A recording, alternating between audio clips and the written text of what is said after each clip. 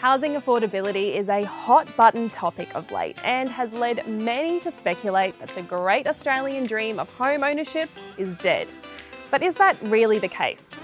We sat down with Anne Flaherty to discuss the current state of housing affordability in Australia and how buyers are responding to this issue. Can you tell me a little about what you think the current state of housing affordability is like in Australia at the moment? What we are seeing is it has become incredibly difficult for a lot of people. It's become more challenging than it used to be. So if we look at the proportion of Aussie households that own their own home, that's been falling over time. And it's not just the number of people who own their own home that's been falling, but also the number of debt-strapped Australians has increased. I think it's really first home buyers that are bearing the brunt of these struggles.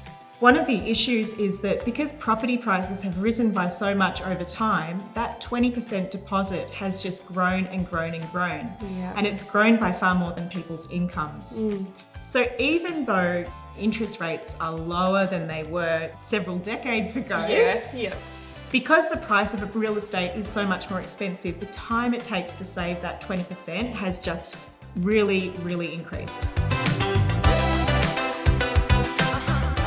How do you think buyers are changing their attitudes towards affordability and trying to get into the market? Yeah, well, I think that people have adjusted what they're looking to buy. So the Australian dream isn't dead, but people have started to make compromises.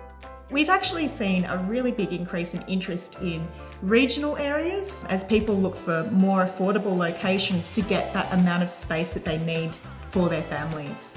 So I think that for people who are travelling into their offices 2 out of 7 days a week, it doesn't matter how long it takes to get to your office compared to how it used to be. Because you simply don't necessarily need to be doing that commute as frequently. So therefore you can live a little further out, you think? Yeah, we're seeing really strong population growth in those outer areas, particularly those areas that are within, say, a 1 to 1.5 hour driving distance from the CBD. And I think that the lifestyle element as well of living a bit further out is quite appealing to a lot of people. Access to green spaces, maybe beaches. Those are the sorts of things that people are looking for in where they choose to live, and that's making a difference as well.